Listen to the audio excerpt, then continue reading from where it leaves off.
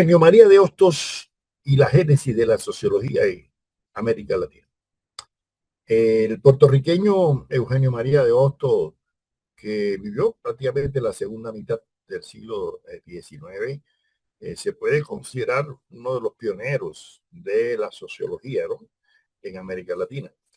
Él se formó básicamente en España, en una época en que el krausismo, aquella filosofía que hemos visto de corte ecléctico, con elementos positivistas por un lado, pero con elementos espiritualistas por otro, ¿no? Estaban dominando. Y él incluso más o menos coincide en la misma época en que está José Martí, ¿no? Por allá. Hostos, inmediatamente que se forma, bueno, como abogado, pero realmente fue un gran pedagogo, un maestro que no solamente regresa a Puerto Rico, es una colonia todavía, y luego por sus posturas independentistas tiene que emigrar, se va a Dominicana. En Dominicana se convierte prácticamente en la figura central de la educación dominicana. Él crea la Escuela Normal de Maestros Dominicana. Los dominicanos lo tienen a él como el prócer, ¿no? Incluso, además, ahí está su tumba, él muere allí. Pero él trabajó luego en Venezuela, trabajó en Chile, ¿no? Visitó Estados Unidos, varios países, estuvo en Argentina, en Perú, en Colombia. Entonces, fue un hombre que tuvo una vida intelectual muy, ¿no?, fuerte. Ahora, tiene varios libros, incluso la obra de Dostoyevski es grande, tiene 20 tomos, ¿no? La obra. Pero nos vamos a concentrar en su tratado de sociología, que es el primer tratado sistemático de sociología que se escribió en América Latina. Él escribió otros libros como Moral Social, Derecho Constitucional, ¿no? Y lógicamente tiene influencias del positivismo, que es la filosofía dominante en la segunda mitad del siglo XIX, ¿no?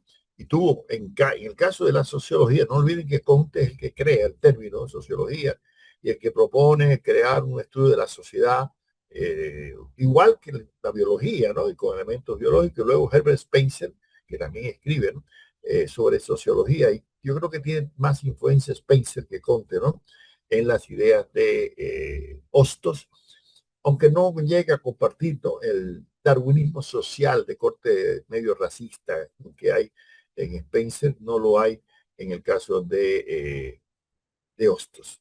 El prestigio de Hostos, quiero decir que fue bastante internacional, ¿no? Incluso a principios del siglo pasado, una prestigiosa editorial inglesa habló de los 20 mayores pensadores de educación, desde Confucio hasta Dewey. Incluyó a Hostos entre los 20 pensadores más importantes en la teoría de la educación, fíjense, en la historia, desde Confucio hasta el pragmatista, ¿no? Entonces, también hay que insistir en que, aunque había otros autores, mire, el mismo Enrique José Barona, que ya hablamos de él, que utilizó la sociología para explicar algunos fenómenos, hasta como el imperialismo o el bandolerismo, la prostitución, pero Barona no escribió un tratado de sociología, como sí lo escribió Eugenio María de Hostos. Por eso, como dice Manuel Maldonado Denis, otro intelectual puertorriqueño, Hostos abrió los campos, ¿no?, de la sociología para América Latina, y sobre todo a partir de conocimiento empírico y con una rigurosa metodología, ¿no?, de carácter científico social, ¿no? Ahora, Hostos se basó mucho en los análisis históricos, sobre todo de historia universal, pero también de América Latina, pero en verdad su obra es una obra fundamentada filosóficamente en, en el criterio de que se puede conocer las leyes de existencia de la sociedad. O sea, que la sociedad no es un caos, la sociedad está ordenada, ¿no?, por leyes, ¿no? Y que además se puede llegar a conocer las leyes sociales. Si usted conoce las leyes sociales, pues puede actuar, ¿no?, y puede modificar, ¿no?, las leyes, o la acción de la sociedad. Lo cito, dice Hostos: todo lo cognoscible es una realidad sujeta a un orden que obedece a leyes, y nuestros medios de conocer corresponden exactamente a la percepción de la realidad y a la afirmación o enunciación de leyes que producen ese orden. Fin de la cita. Esto evidencia algo que ya hemos dicho en otras ocasiones. O sea, que los intelectuales latinoamericanos que se identificaron incluso con el positivismo no coincidieron con el agnosticismo del positivismo. Al contrario, mantuvieron un optimismo epistemológico, es decir, se puede conocer la naturaleza, se puede conocer la sociedad, se puede conocer el propio hombre, ¿no? Las leyes del pensamiento, ¿no? Y además se pueden conocer como una ciencia. Y por eso Ostro plantea que la sociología es una ciencia. Y cito de nuevo, dice, la sociología es la ciencia de la sociedad. O en otros términos, es la ciencia que tiene por objeto el estudio de las leyes de la sociedad con el fin de facilitar el conocimiento de las bases naturales de la organización social, en primer término. Y en segundo término, con el fin de obtener así la mayor felicidad social que sea posible, ¿no?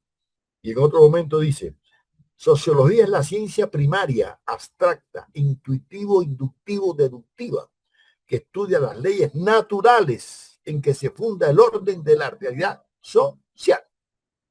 Fíjense que fin de la cita, está diciendo leyes naturales. O sea que en cierta forma sí, hay reduccionismo epistemológico, ¿no? Así, ahí en el sentido de que trata de explicar las leyes de la sociedad como si fueran leyes biológicas, ¿no? Pero repito, por la influencia que tiene él, el evolucionismo de Darwin, ¿no? Y el positivismo en general. Pero reitero, sin caer en posturas, digamos, totalmente reduccionistas, como era típico, ¿no? De otros sociólogos, ¿no? De la época, ¿no?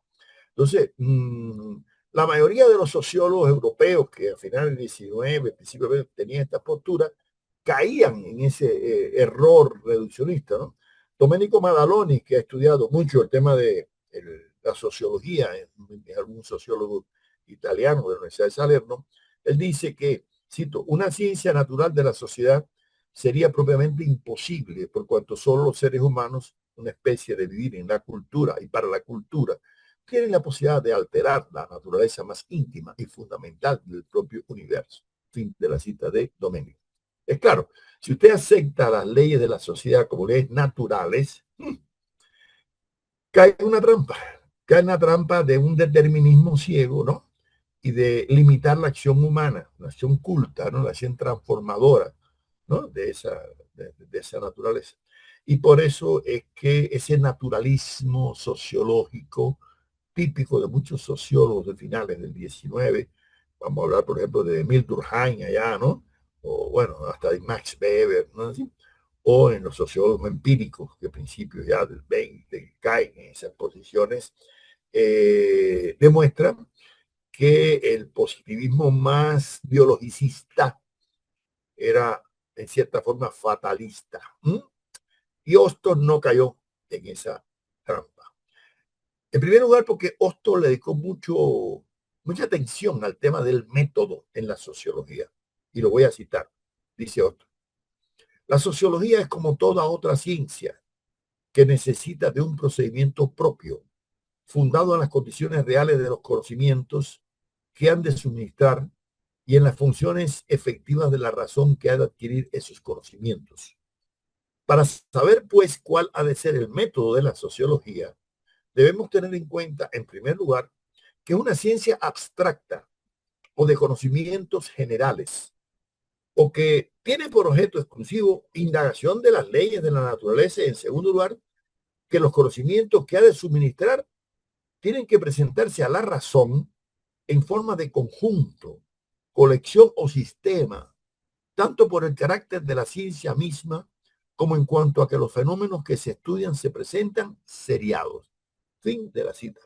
Miren, este planteamiento es muy importante. ¿Por qué? Primero, está insistiendo en el método de la sociología, pero no en cualquier método, no es un método empírico simplemente de observar fenómenos, no.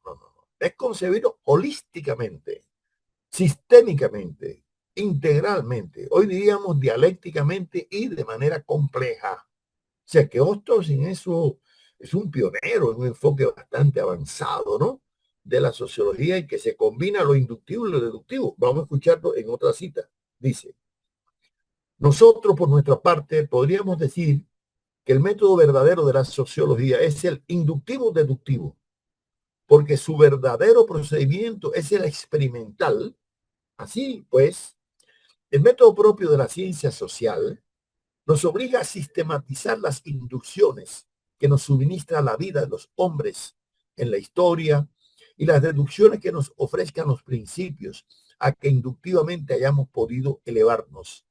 Como el examen de los hechos de la historia, para ser fieles, ha de estar constantemente contrastado con la naturaleza del ser que lo realiza, lo que equivale a decir contrastando con la sociedad. El procedimiento de la sociología ha de ser el de la observación, analogía y experimento. Observación en cuanto a los hechos mismos, de analogía en cuanto a que los hechos se refieren a un ser de naturaleza propia y de experimento en cuanto que solo en la repetición lógica y congruente de los hechos podemos fundarnos para declarar que hay un orden dado en la naturaleza de la humanidad. Fin de la cita. Fíjense bien, es decir, él no cae en un empirismo estrecho. Él dice, hay que observar los hechos sociales, los hechos históricos, pero ¿para qué? Para deducir leyes de la sociedad, ¿entienden? Para llegar a reconocer que en la sociedad hay tendencias estables, legaliformes, y poder pronosticar el futuro de la sociedad, porque ese es otro problema. La ciencia no puede ser simplemente descriptiva y explicativa, tiene que ser pronóstica, tiene que ser predictiva. Entonces, él a la sociología le da un estatus de ser una ciencia que nos puede ayudar a comprender la realidad social latinoamericana en particular, y sobre todo de su país, Puerto Rico. ¿Para qué? Para luchar por la independencia. Él fue un gran abanderado, no solo de la independencia de Puerto Rico, sino también de Cuba, y colaboró mucho con José Martí también el tema de la independencia de Cuba, junto con el puertorriqueño Betance, ¿no? Y con otros, con Luperón en Dominicana, con otros que estaban luchando porque se terminara de completar la independencia de los pueblos de América Latina. Pero fíjense, utilizando instrumentos científicos, como son la sociología, ¿no? Y esa perspectiva indudablemente positivista, con elementos krausistas o eclécticos, ¿no? Lo hace que se diferencie, ¿no? De algunos otros positivistas. Él dice que la filosofía ya no estudia las causas primeras, sino la correlación de las causas y los efectos. ¿Ven? O sea, está rechazando cualquier metafísica, ¿no? Rechazando cualquier explicación de causas primeras, ¿no? Eso no interesa, ¿no? Carlos Rojas Osorio, que ha estudiado mucho el pensamiento de Hostos en varios libros, dice, no hay dudas que hay un núcleo positivista en nuestro filósofo, especialmente por lo que se refiere a la negación de la metafísica y a la exclusividad del conocimiento científico. Pero otras tesis francamente positivistas no se encuentran en Hostos. La total negación de la racionalidad de los juicios de valor o la separación neta entre juicios descriptivos y valorativos y el fenomenalismo. Así pues, ninguna de estas tesis definitorias del positivismo se encuentran en Hostos. Fin de la cita de Carlos Rojas Osorio. Pero es que eso no es solamente exclusivo de Hostos. Eso lo vamos a encontrar en Barona, en Ingeniero, en Sierra, en otros que se identificaron con el positivismo en América Latina, pero que no cayeron en ese empirismo de neutralidad axiológica que plantea cierto positivismo de no acudir a la valoración o a la interpretación. No. Otto le da a la valoración y a la interpretación un significado especial en el análisis del desarrollo social, ¿no? Según Otto, y vuelvo a citar a Otto, dice, por deducción sabemos, ya que puesto que hay un orden de la naturaleza, que tiene que haber un orden de la sociedad, que no es más que una parte o aspecto de la naturaleza general. Hasta podría afirmarse que el orden de la sociedad es el mismo de la naturaleza general y que así como este orden no es más que el resultado de la infalible correlación de causas y efectos, el orden de la sociedad no es más que el resultado de esa misma correlación. Fin de la cita. Bueno, aquí lógicamente hay algo un poco exagerado, ¿no? Que la sociedad se rige igual que la naturaleza, ¿no? O sea, que es un naturalismo exagerado, ¿no? Pero yo diría que lo que más le interesa a él es demostrar que hay un orden de leyes sociales que el hombre puede conocer y si las conoce puede actuar para modificar el orden social. O sea, que el hombre no es un esclavo de leyes, ¿no? Inefables ahí, de determinismo fatal. No, no, no, no, no. El hombre es un ser libre y en eso va a coincidir con Martí, en que ser culto es el único modo de ser libre. Y por eso es que Hostos dedicó toda su vida a la educación. Por eso formó la Escuela Normal para Maestros en República Dominicana. Por eso fue profesor, ya le digo, en Dominicana, en Colombia, en Perú, en Chile, en tantos países, ¿no? Que tuvo una labor de reconocimiento. Bueno, fíjense que es reconocido por ese survey, ¿no? Esa prestigiosa institución inglesa como uno de los grandes educadores, ¿no? Del mundo, no solamente de América Latina, ¿no? Entonces, para él, el carácter de la sociedad, ¿no? Aun cuando sea un elemento natural, de esa forma la sociedad se universaliza. Dice él, cito, la sociedad humana es un todo natural de carácter universal, sujeto a leyes también universales. Fin de la cita, ¿no? O sea que para él la sociedad es una realidad viva, una realidad viviente, ¿no? Y por lo tanto, si es algo vivo, igual que el mundo orgánico, biológico, puede ser, ¿no? Estudiado. En otro momento dice él, el ser social vive como todos los seres de la escala zoológica en virtud de funciones de su vida. Nos toca establecer demostrativamente la existencia de un orden natural de la sociedad. La sociedad es una realidad viva, es decir, que afirmamos una realidad viviente y por tanto afirmamos una realidad biológica. Por tanto, afirmamos una realidad orgánica. Fin de la cita. Mire, esto es importante porque, en primer lugar, implica, bueno, estudiar la sociedad con leyes naturales, ¿no? Pero sin caer en el darwinismo social racista, que fue propio, por ejemplo, ¿no? De Sarmiento, de Alcides Arguedas de Bolivia y de otros que cayeron, ¿no? En posiciones racistas. No, al contrario. Osto incluso va a ser un crítico de la esclavitud, va a ser un gran defensor de la dignidad de los pueblos indígenas, un reivindicador, ¿no? De las luchas por independencia, escribió un magnífico ensayo en el aniversario 50 de la batalla de Ayacucho, que tuvo mucha difusión, ¿no? En América Latina. Además, un gran defensor de la integración latinoamericana. Pero él decía que para poder modificar la situación de América Latina había que conocerla, ¿no? Y conocer su estructura social y estudiar todas las fuerzas sociales que había competidas, ¿no? En ese medio social. Veamos cómo él a veces hay algunos elementos un poco fatalistas, pero otras veces los libera. Es un hombre de tránsito prácticamente, ¿no? Él dice, cito, las fuerzas sociales, al pasar de un medio social a otro medio social, se quebrantan. No podemos, por tanto, esperar que un hecho social sea exactamente el mismo en dos latitudes, ni aún en dos distintas longitudes, o en dos tiempos distintos de la historia, ni en dos estados distintos de la sociedad, ni aún en el mismo tiempo en distinto estado, ni aún en el mismo estado en distinto tiempo, sabiendo de antemano que la modificación ha de sobrevenir, todo empeño en evitarla ha de ser inútil o insensato.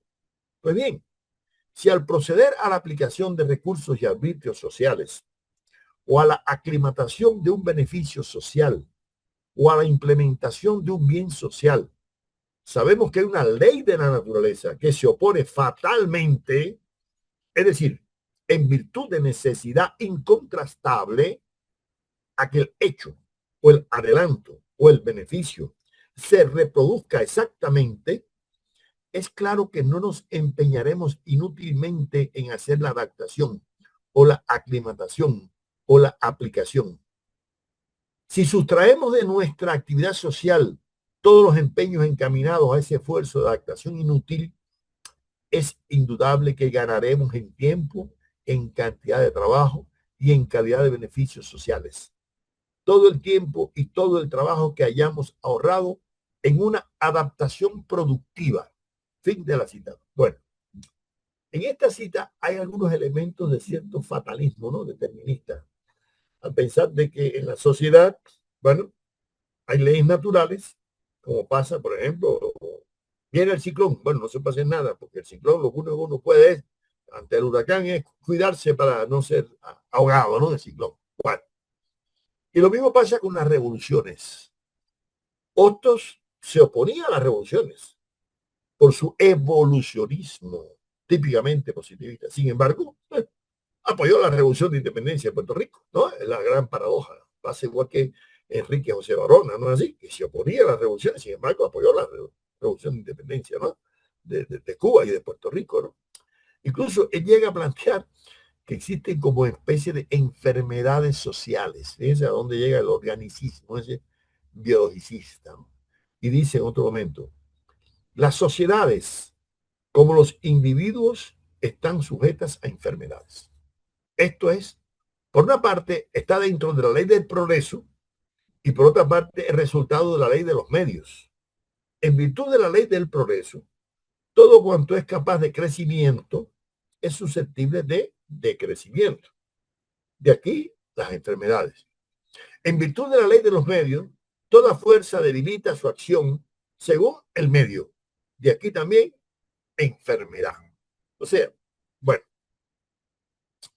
tal vez coincidimos en esto de lo que hemos llamado excrescencias sociales, pero él y yo en nuestro libro. Quiero decirle que esto nosotros lo publicamos en italiano con Domenico Madalone en este libro que publicó la Universidad de Salerno, que es sobre la origen de la sociología en América Latina en italiano. Aquí hay un resumen de la obra de Hostos y de la de Barona en italiano, con un prólogo que escribimos Domenico y yo, para divulgar en Italia, que también en América Latina, a final del siglo XIX, había estudios sociológicos y hombres como Barona o como estos, que también formaban parte, ¿no?, de la cultura universal. Entonces, Otto decía, cito, si se quiere tener una idea unitaria de todas las enfermedades que aquejan el cuerpo social, bastará reflexionar que en la sociedad, como en el individuo, la enfermedad tiene por fuerza que ser y necesariamente es una alteración de una o de todas las funciones de la vida. O sea, él ve las enfermedades como algo normal, natural, pero que también puede ser curado, o sea, ¿no?, superado, si uno utiliza el fármaco adecuado, ¿no? Bueno, pues lo mismo que en la medicina, si usted utiliza la medicina adecuada, pues también en la sociedad. Si usted conoce los males sociales, ¿y dónde pueden comenzar los males sociales? Él decía, en primer lugar, en la familia, porque para él el núcleo germinal de la sociedad era la familia. Si a partir de la familia no se crían valores y no se educa adecuadamente al niño y al adolescente, puede ser que después la sociedad tenga que recibir el resultado de una mala educación familiar o escolar posteriormente. Y por eso es que él le da tanta importancia a la escuela, a la educación. Según él, cito, la familia, primer fundamento social, es decir, corporativo, por ese carácter corporativo, es el cimiento más fuerte, puesto que es el primero, puesto que está exclusivamente compuesto de elementos de individuos de la verdadera célula social, siendo por naturaleza el cimiento social. La familia ha propendido desde el primer momento de su institución a ser en todas partes un abreviado de la sociedad general. Fin de la cita. Fíjense, la familia es un abreviado, una síntesis, pero fíjense que dice célula. Está utilizando un término biológico, ¿no es así? Pero para ver dónde se comienza a construir las relaciones sociales. Bueno, en la sociedad. Y por eso él dice que las sociedades que forman un cuerpo, y utiliza el término cuerpo social, veamos, cito de nuevo, dice él, el cuerpo social, lo mismo que el individual, puede sufrir las consecuencias del hambre, entre las cuales la miseria fisiológica, la anemia social y el pauperismo son las de carácter más notable. Las tres enfermedades políticas que devoran todavía a todas estas pobres sociedades, estas enfermedades son el politiqueo, el militareo y el revolucionismo. Fin de la cita. Fíjense bien. Es decir, es un crítico de la politiquería, ¿no?, de la demagogia, ¿no? Es un crítico del militarismo, de tratar de resolver por la fuerza y no por la vía democrática todos los problemas. Y es un crítico de la excesiva consecuencia que tienen. No olvide que ya él vive en época en que el anarquismo, el socialismo, el comunismo, en fin, segunda mitad del siglo XIX ha tomado fuerza. Ha habido una comuna de París, ha habido una revolución, ¿no? ¿No? Ahora, él se da cuenta que esas ideas de corte socialista son como una antípoda, ¿no? De las ideas individualistas del capitalismo. Y él va a tomar una posición muy, pero muy interesante al respecto. O sea, frente a ese tema de, como si fuera un conflicto entre individualismo y colectivismo. Él dice, cito, la teoría individualista no es considerada históricamente más que como una reacción contra la teoría socialista, o más bien contra la práctica de la teoría socialista, que se ha estado haciendo por todas las sociedades políticas, desde que el mundo es mundo, con la sola excepción de los Estados Unidos y de alguna que otra república antigua o moderna. La teoría socialista, como diametralmente opuesta a la individualista, sostiene y afirma lo contrario que esta. Para ella la sociedad es todo y el individuo es nada. La sociedad es el derecho y el individuo el deber. La sociedad es la fuerza y el individuo el instrumento. Fin de la cita. Miren, aquí él está contraponiendo el individualismo pragmatista que está tomando fuerza en Estados Unidos con William James, con Charles Peirce, con John Dewey, ¿no? Porque si algo lo define a Hostos es que critica ese individualismo pragmatista. Él es propugnador de una pedagogía de corte social, ¿no? Que no está tan centrado en el tema del egoísmo individual, sino de la colectividad, del corporativismo que forma la familia y la sociedad de manera colectiva, y no al sálvese el que pueda, como hoy en día el neoliberalismo plantea, ¿no? Y por eso él cree que el socialismo que están haciendo en esa época, él muere en 1913, empezando el siglo XX, ¿no? Es una sociedad o una propuesta ideológica que plantea, ¿no? Demasiado colectivismo. ¿No? Y él no es del todo partidario, ¿no? De ese colectivismo, ¿no?